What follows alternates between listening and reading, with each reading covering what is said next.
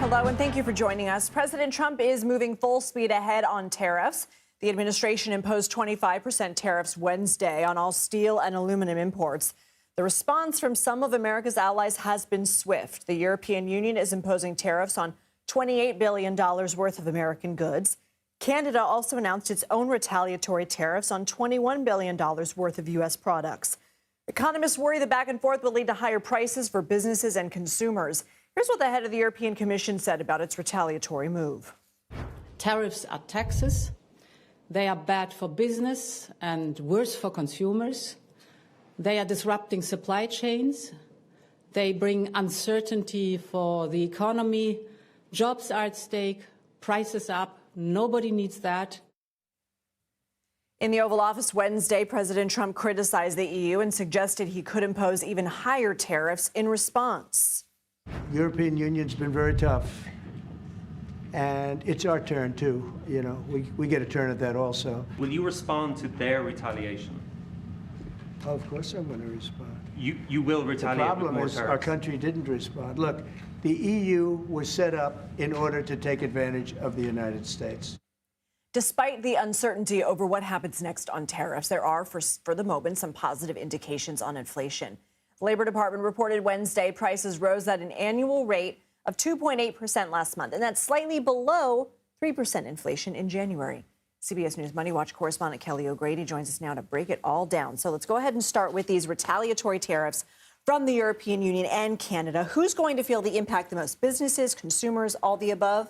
Businesses will feel the impact most, because basically what this does is it makes it harder for U.S. businesses to sell into those international markets, because they are making it more expensive for their own people to buy U.S. goods. Now, that obviously trickles down to potentially employees of those companies. And then we have this back and forth that has developed where they've slapped retaliatory tariffs on us, and then President Trump may respond and increase tariffs, which that would ultimately trickle down to consumers. But something that you and I talked about earlier, and I went back and I did some more research, the tariffs that the EU has slapped on the U.S., they're more symbolic. Okay. If they really wanted to do some damage, they would target our energy industry. They import a lot of liquefied natural gas and oil from the U.S., but that would also hurt them a lot. So it's kind of, hey, we don't like this, but we also don't want to cause ourselves a ton of symbolic, pain. iconic American brands that we're going to say we're going to tariff. So the U.S. is now imposing a 25% tariff on all steel and aluminum imports. During his first term, we know that President Trump imposed tariffs on steel and aluminum. It was 25% on steel, 10% on aluminum. What did the fallout look like then, and does that help inform what could happen this time around? It does. And in fact, I've spoken to a lot of folks in industries that use a lot of steel and aluminum. So think the energy industry, the manufacturing industry. Prices increased for them back in 2018 and 2019. And I'll throw a few figures at you.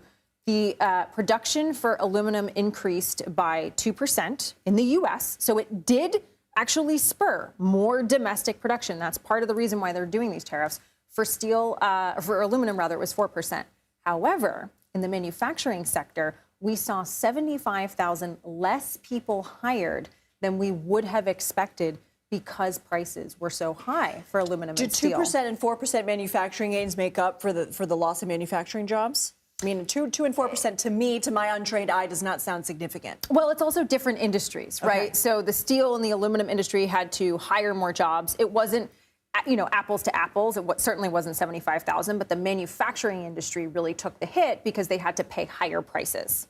The Labor Department says inflation rose at 2.8%, at a rate of 2.8% in February, slightly lower than January. What should we be taking away from that? So this was a good sign because Okay. we had seen previously 4 months where that number was ticking up, getting further away from the Fed's 2% target. So this was relatively good news. Areas where prices actually dropped were gasoline prices, airfare prices, as well as some food groups. Bacon, by the way, is down 2.5% month over month. BLTs, I let's love go. that for me on Saturday. Eggs, of course, though, up.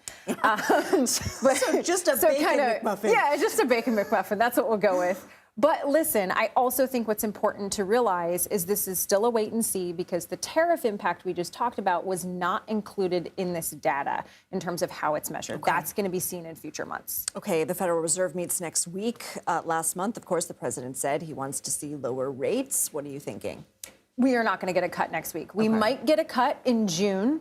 That's really the next time that we expect we would see any movement from the Federal Reserve. But just because you have 1 month of inflation going down doesn't mean they're going to do anything. And they are also thinking about those potential impacts from tariffs. And uncertainty. Exactly. Right. All right, Kelly O'Grady, thank you.